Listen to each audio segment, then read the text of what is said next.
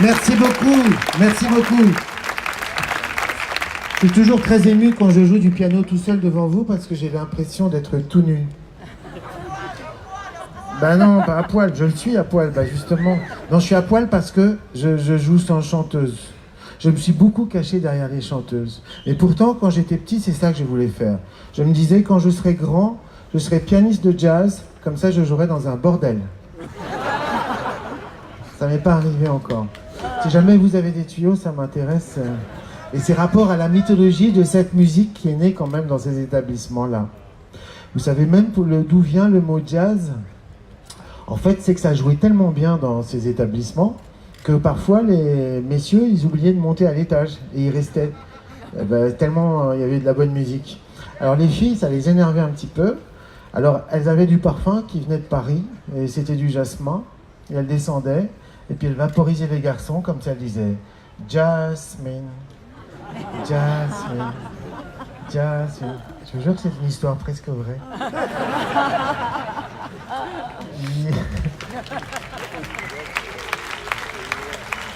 C'est ça qui est formidable, c'est qu'il y a tellement de mots, il y a tellement de mystères. Moi, c'est ça que je voulais faire. La voix, je n'y comprenais rien, ça ne m'intéressait pas du tout. Je ne faisais pas la différence entre Stevie Wonder et Sheila. Je n'étais intéressé que par les gammes diatoniques, par les gammes pentatoniques, par les notes en harmonique. C'était que des noms qui terminaient en nique, mais la voix, j'en avais rien à secouer. Et puis un jour, dans un studio, pas très loin d'ici, c'était mon premier album. J'étais jeune, j'étais svelte, j'étais beau, j'étais plein d'entrain. C'était entre Grenoble et Villard-de-Lans. Et je jouais avec des jazzmen de montagne. Vous voyez ce que je veux dire? Donc bien poilu, bien viril, tout ça. Quand on rentrait dans le studio, ça sentait le vieux champignon, la vieille clope, la transpi, enfin voilà, des odeurs bien viriles. Et tout d'un coup, au milieu de toutes ces odeurs, un parfum. Pas de jasmin, mais de musc et de vanille. Et là, je vois passer une jeune fille, une jeune métisse sublime. Et puis je fais, mais c'est pas vrai. Je dis, mais qu'est-ce que c'est? Et le patron du studio, il me dit, c'est une chanteuse. Je dis, ah, c'est ça, une chanteuse. Ça ressemble à ça, c'est vachement joli, une chanteuse. Et on était tous en train de s'engueuler pour savoir qui allait faire le prochain solo. Il n'y avait rien qui marchait, le piano marchait pas, la guitare marchait pas, la trompette marchait pas. Moi je dis, et si on essayait la chanteuse? Les Grecs disent que la chance, c'est attraper un cheveu dans le vent avec 2 doigts. Ça veut dire que ça se prépare. Ça veut dire que la chance, finalement, ça se provoque, ça se travaille. Il faut être à l'affût, il faut être aux aguets. Il y a des gens qui voient passer des touffes de poils devant eux et qui ne réagissent absolument pas. Ce jour-là, j'ai saisi ma chance. On l'a rappelée, elle s'est mise derrière le micro. Je lui ai dit, improvise. La probabilité pour qu'elle chante bien, je pense qu'elle était moindre que celle de la crotte de pigeon qui est tombée sur l'épaule de François Hollande pendant la manif pour Charlie. Elle a attaqué, elle s'est mise à chanter, et là, je vous jure, un éclair a traversé le toit du studio, mais rentré dans la tête, a traversé mon corps, a explosé les baskets. Ça arrive, ça. Ça arrive. Quand on est à Chamonix, par exemple, on vous explique que quand on se balade là-haut et qu'il y a un risque d'orage, il faut balancer tout ce qu'il y a de métallique, il faut s'asseoir sur son sac à dos, il faut lever les pieds, avec un peu de chance, la foudre, elle vous traverse. Si elle ne touche pas un organe vital, vous pouvez vous en sortir. Ici, il y a 2-3 mecs, vous les avez pas vus dans la maison des artistes, ils ont le regard un peu comme ça. On dit, eux, ils ont chopé la foudre. Ce soir-là, j'avais attrapé la foudre. Je suis rentré chez moi, je me suis mis à écrire des textes partout. I love you, you love me, baby come back. Enfin, vous voyez, des trucs super sentis, quoi. J'avais découvert le principe de la muse. Le principe de la muse, c'est formidable parce que tout d'un coup, on est inspiré. Il suffit d'entendre une voix, il suffit de regarder quelqu'un et on transforme ça en musique. Le problème, c'est que la muse se transforme en sirène. Alors là, il faut s'attacher très fort au mât du bateau pour ne pas plonger dans les flots de la libido. L'eau, c'est le symbole de la libido. Il y a des psychanalystes ici, ils vous le diront. Messieurs, si vous rêvez que vous pêchez à la ligne avec votre voisine, racontez pas ça à votre femme. C'est... Jésus-Christ qui marche sur l'eau, c'est pour dire, les gars, je la maîtrise, moi, ma libido. Quel frimeur. Moi, j'ai jamais réussi à marcher sur l'eau, j'ai toujours plongé. Au bout de la 10e chanteuse qui m'a largué, je suis allé voir le docteur. Le docteur, il m'a dit, vous pouvez pas continuer comme ça. Vous tombez amoureux, vous écrivez, elle vous largue, vous écrivez, vous retombez amoureux, vous écrivez, elle vous relargue. J'ai dit, docteur, je ne sais faire que ça. Il m'a dit, mettez votre libido dans votre piano. J'ai dit, mais ça fait mal, docteur. Il m'a dit, essayez. Mesdames et messieurs, tel que vous me voyez, je suis en cure de désintoxication vocale. Ça fait 4 ans que je me trimballe avec des musiciens poilus et je vous demande de les acclamer, s'il vous plaît. Monsieur Hervé Gournikian au doudouk. Monsieur Mohsen Kawa aux percussions. Et Monsieur Guillaume Latil au violoncelle.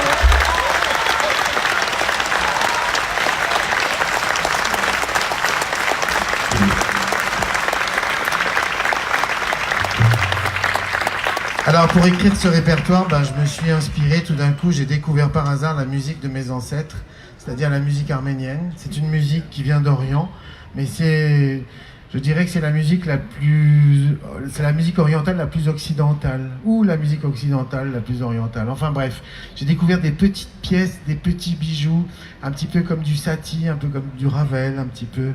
Et je me suis dit, tiens, pour une fois que mes ancêtres m'amènent autre chose que des névroses, je vais en profiter. Alors, et en plus de ça, malgré tout, me voilà en pleine cure de désintoxication vocale et tout d'un coup, là, j'ai un substitut. Vous voyez, ce petit instrument, c'est un instrument typiquement arménien, ça s'appelle un doudouk. Alors, ça ressemble à une flûte, mais ça n'est pas une flûte. Parce que là, il y a une double hanche de hautbois en bambou, c'est un truc de dingue, il faut souffler comme un fou. Et cet instrument-là, c'est celui qui se rapproche le plus de la voix humaine. Il a même le son d'une femme qui pleure d'extase. Messieurs, si vous ne reconnaissez pas ce son, je plains vos femmes. On va vous jouer maintenant un morceau qui s'appelle Authentique.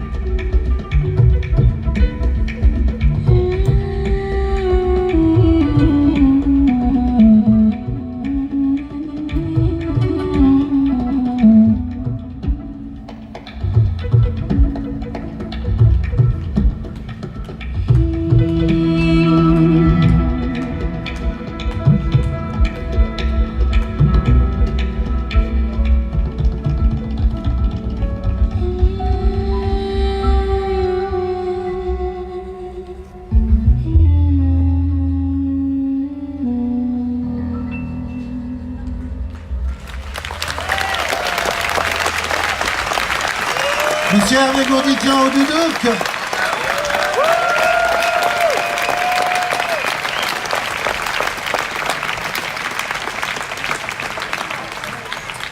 Alors c'est quoi qui fait la différence entre la musique en Orient et en Occident?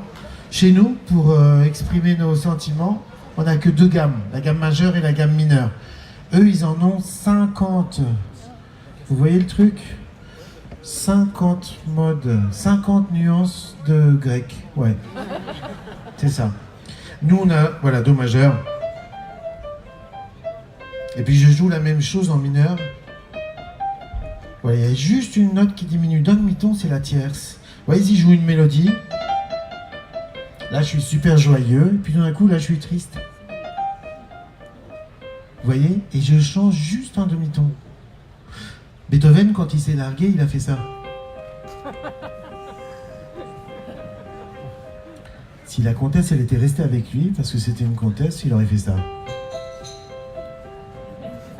C'est naze, hein? Franchement, elle a bien fait de le quitter, cette conne, non? C'est beaucoup plus joli. Je sais pas pourquoi, dès qu'on s'est assis derrière le piano, on a envie de jouer un truc triste un petit peu. Beethoven, il n'arrivait pas à attraper les filles. Pourtant, avec ça, s'il y a des enfants, écoutez pas. C'est trop obscène. Mais vous vous rendez compte?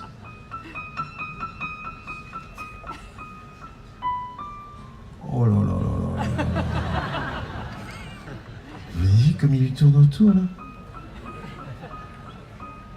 Et là,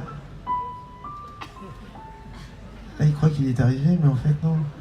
Vous connaissez ce morceau? La lettre à Élise? Eh ben non. Eh ben non. Le manuscrit, histoire vraie, de cette partition a été découvert 50 ans après la mort de Beethoven. Et dessus, c'est alors 50 ans, donc le manuscrit était très abîmé. Et il y avait écrit Für, en allemand ça veut dire pour, et puis un prénom tout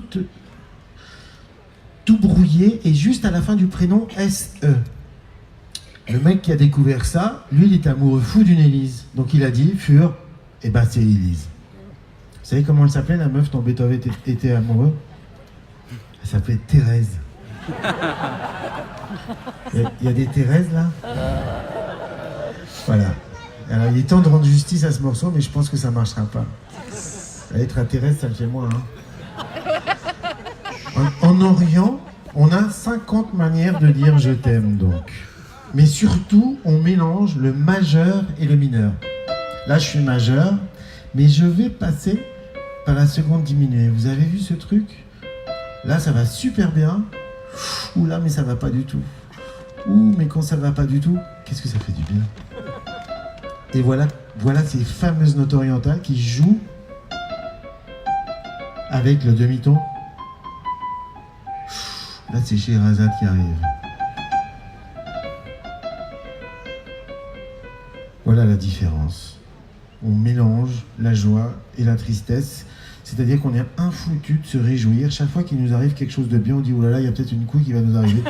Je vous jure, c'est très pénible. Je ne vous souhaite pas d'avoir des ancêtres arméniens. En tout cas, on va essayer de continuer. Merci.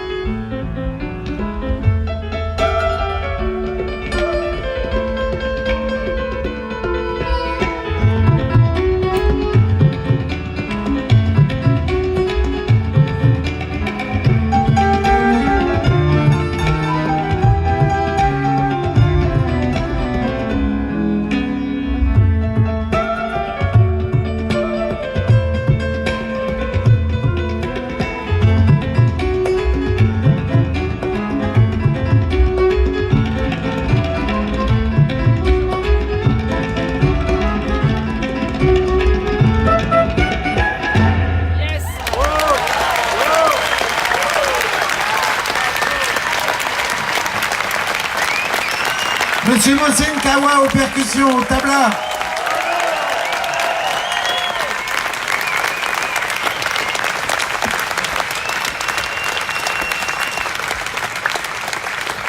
Alors on a 50 modes en Orient, et quant au rythme, c'est encore pire. Nous, grosso modo, en Occident, on a deux types de rythmes, des rythmes à 4 temps, des rythmes à 3 temps. 4 temps, c'est pour le rock, la marche, tout ça. 3 temps, la valse. Eux, ils ont des rythmes à 5 temps, à 7 temps, à 9 temps, à 11 temps. Des trucs impairs de dingue. Et comment ils font? On décompose, si vous voulez. Pour faire un rythme à 5 temps, on fait 1, 2, 3, 1, 2. Ça fait comme ça. 1, 2, 3, 1, 2, 1, 2, 3, 1, 2, 1, 2, 3, 1, 2, 2, 3, 1, 2, 1, 2, 3, 1, 2, 1, 2, 3, 1, 2, 1, 2, 3, 1, 2. Eh, pas mal. Et ça groove à Chamonix, hein? On voit qu'il y a tous les montagnards du monde entier qui viennent ici nous abreuver un petit peu, hein? Et vous avez senti la différence avec un rythme asymétrique? Est-ce que vous avez senti le petit déhanché du bassin, là? L'idée, c'est de regagner l'africanité perdue de notre bassin. On va faire un rythme à 7 temps maintenant. Alors 7 temps, on va faire 1, 2, 1, 2, 1, 2, 3. 1, 2, 1, 2, 1, 2, 3. 1, 2, 1, 2, 1, 2, 3. 1, 2, 1, 2, 1, 2, 1, 2, 3. 1, 2, 1, 2, 1, 2, 3. 1, 2, 1, 2, 1, 2, 3. Waouh! Sans blague, vous êtes la ville qui groove le plus, hein. Là, on vient de tourner. Il y a des endroits, je vous les dirai pas, mais maintenant, on va faire encore plus compliqué. On va faire un rythme à 9 temps. Alors, 1, 2, 1, 2, 1, 2, 1, 2, 3. Ça fait 1, 6, et 3, 9. Ouais, c'est ça. On y va. 1, 2, 1, 2, 1, 2, 1, 2, 3. 1, 2, 1, 2, 1, 2, 1, 2, 3. 1, 2, 1, 2, 1, 2, 1, 2, 3. 1, 2, 1, 2, 1, 2, 3.